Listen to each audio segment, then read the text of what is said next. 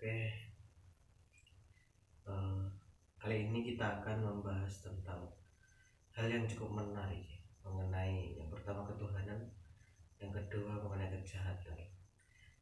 Banyak prasangka, banyak pertanyaan ataupun eh, apa ya, banyak pertanyaan-pertanyaan di luar itu seputar ketuhanan dan juga kejahatan. Misal ada pertanyaan begini, eh, apakah dalam dunia kejahatan itu Tuhan berperan dalam hal tersebut? Oke, kita akan bahas. Yang pertama mengenai ketuhanan. Ketuhanan sendiri itu apa ya? Misal Tuhan, apa itu Tuhan? Mungkin saya jelaskan. Tuhan adalah suatu zat yang diyakini, yang disembah ataupun dipuja. Tanda lain kita bisa mengartikan sebagai Tuhan adalah zat yang dibutuhkan adanya. Jadi Tuhan itu semacam sebuah esensi yang dimana kita akan mencari dan terus mencari ya, meskipun kita tidak tahu di mana letak Tuhan ataupun bagaimana letak Tuhan. Kemudian kejahatan sendiri, misalkan dalam sebuah kejadian ada yang namanya kejahatan, kemudian kita salahkan kejahatan yang dilakukan oleh manusia itu berdasar dari takdir Tuhan. Oke, kita akan bahas. Jadi yang namanya kejahatan itu murni dilakukan oleh manusia, apapun itu. Meskipun di sisi lain kita akan menyalahkan Tuhan. Kenapa Tuhan menciptakan adanya sebuah maksiat, menciptakan sebuah kejahatan? Oke, kita kembalikan kenapa juga Tuhan menjadikan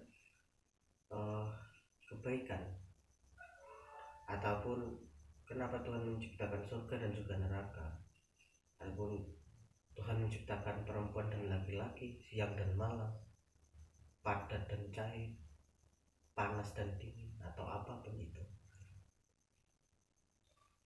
Konsep kejahatan yang dilakukan oleh manusia, kita tidak bisa menyalahkan Tuhan. Kenapa? Kita rasionalkan seperti ini. Tuhan menciptakan manusia dengan berbagai bentuk, berbagai keindahan, apapun itu ras, suku dan juga budayanya. Ketika Tuhan menciptakan manusia, Tuhan menitipkan akal dan juga hati kepada manusia. Sesuai dengan perkembangan zaman, manusia berilmu, manusia belajar dengan ilmu, teknologi, dan semua yang ada di muka bumi ini. Ketika satu titik, seolah-olah ketika manusia menciptakan sebuah kejahatan, itu kita mengatasnamakan yang namanya Tuhan. Jadi kejahatan yang kita perbuat itu murni dari Tuhan, atau bisa kita katakan takdir, seperti itu. Jikalau Tuhan menciptakan sebuah kejahatan, berarti Tuhan sendiri itu juga bersifat jahat. Iya, memang seperti itu. Tuhan itu maha kuasa, maha besar, dan maha segalanya. Ataupun saya katakan Tuhan di sini juga maha paradok, yang dimana mungkin ada sebuah pertanyaan, bisa tidak Tuhan itu menciptakan benda yang melebihi dari Tuhan itu sendiri? Atau mungkin Tuhan bisa gak menciptakan sesuatu yang berat, yang dimana Tuhan sendiri itu tidak bisa untuk mengangkatnya? Jawaban seperti ini sangat paradoks sekali bagi teman-teman. Yang pertama, mungkin Tuhan bisa menciptakan suatu hal itu karena Tuhan maha kuasa.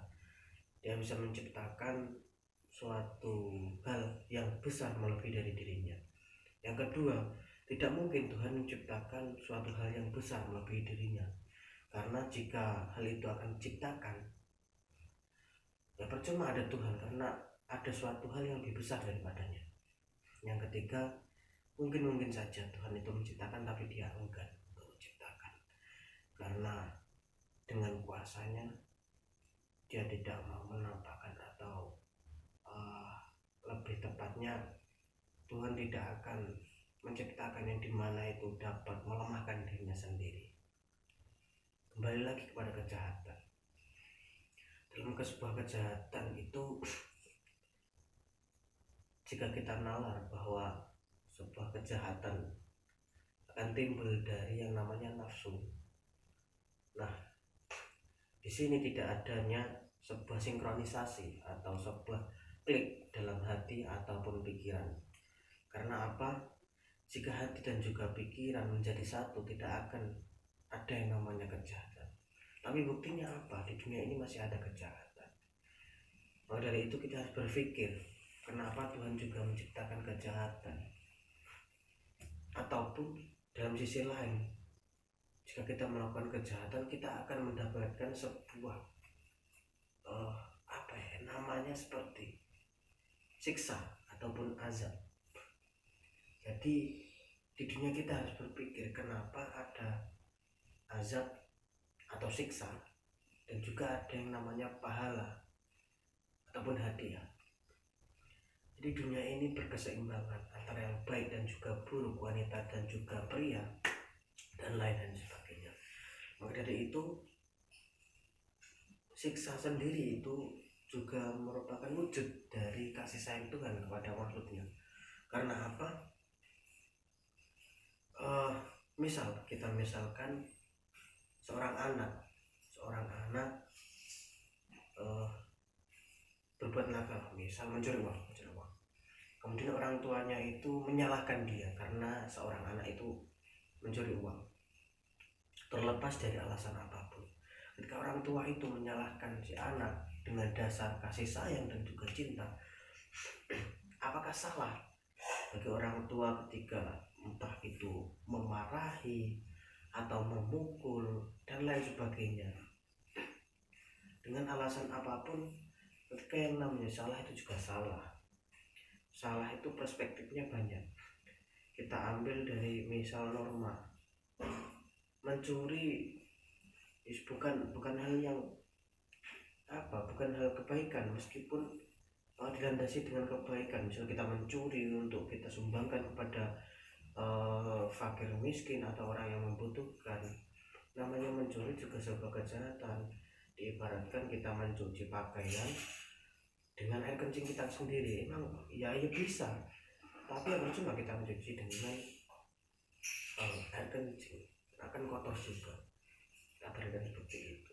Kembali lagi, ketika Tuhan sudah menciptakan kejahatan dan di mana manusia sudah dititipkan akal dan juga hati, manusia akan harusnya bisa berpikir, mana yang baik, mana yang buruk, mana perbuatan yang diperbolehkan ataupun perbuatan tidak diperbolehkan.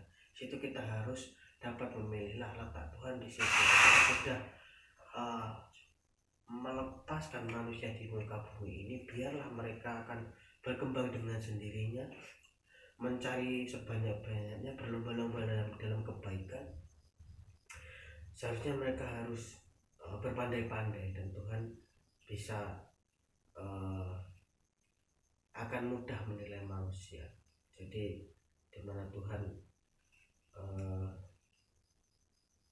sudah membiarkan manusia, dan di mana nanti mungkin dalam sebuah agama nanti akan dimasukkan surga, akan dimasukkan neraka, itu ya itulah fungsi dari Tuhan. Maka dari itu, berpandai-pandailah dalam sebuah menyikapi sebuah problem atau fenomena yang ada di muka bumi ini. Mungkin dari teman-teman akan setiap perkara akan disalahkan dengan ini Tuhan. Apa gunanya sebuah pikiran dalam apa yang dimiliki manusia? Maka dari itu kita harus pandai-pandai dalam mengatur supaya itu, memahami